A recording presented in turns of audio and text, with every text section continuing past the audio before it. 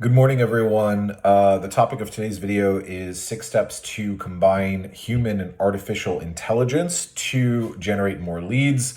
I'm making this video for two reasons. The first reason is a lot of these practices I do not see a lot of other companies doing, whether there are partners or other lead generation agencies.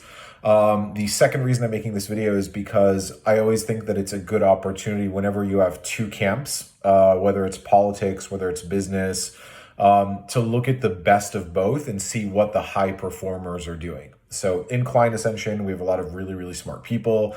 I've taken a lot of this from them, and I want to make it very, very simple for you guys to follow.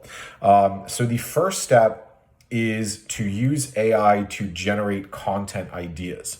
So the tool that I use is something called VidIQ that's really, really good at finding what people are looking for on YouTube, but there's a bunch of these things. And just using AI to generate content that people that are looking for your business or businesses that are like yours are searching for. That's the first good use of AI. The second, and this is a human thing that you can do, is mass personalization through refined targeting.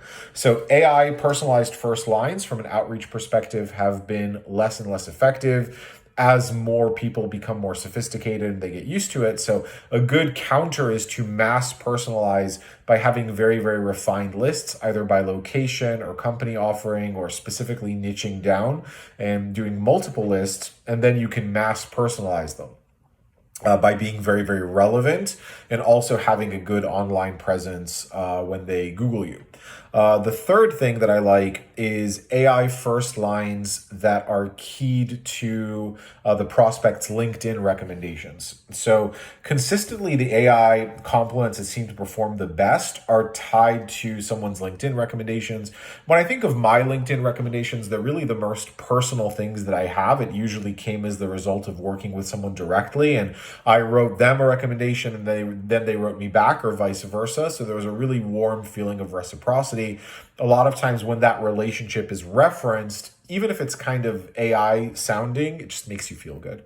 So that's the third strategy. And then the fourth is using chatbots to allay customer fears when a human being is not immediately available for fulfillment. So especially with a business like cybersecurity or medical, a lot of people are going to your website when there's already a pretty big problem. So using chatbots specifically to validate concerns and let them know when a human being will be reaching out and what they can do in the meantime can be a very, very effective way of building a relationship with your company and your brand in the absence of a human being. And then the fifth strategy that you can employ is using landing page art or website art by using Dolly. So I think AI art can be a little bit bland. It can be a little bit hard to use these tools properly, especially when you're basically having anything with hands. Looks a little scary when you see some of these AI arts with 8 fingers.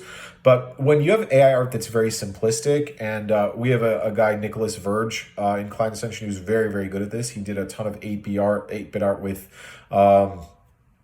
it just was awesome, with Billy Mays.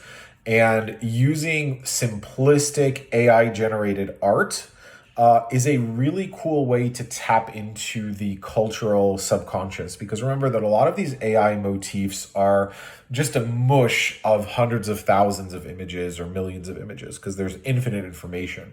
And then the last thing that I like, the sixth strategy, is intelligent split testing of best practices. So in our agency, we have about 27, give or take, we're always updating them, templates that we know work really, really well. And we're always split testing them against each other. So over a few months, we have good data of what's working the best for a particular prospect. So I think there's a lot of great AI tools out there, and there's a lot of things where your intelligence and your creativity as a business owner can really stand out. And I think that if you are spending too much time in one camp or the other, if you're going too into AI or too much into doing things manually, there's a lot to learn by taking the best practices of the other side. I hope this email was helpful, or this video was helpful, and I will catch you guys next week.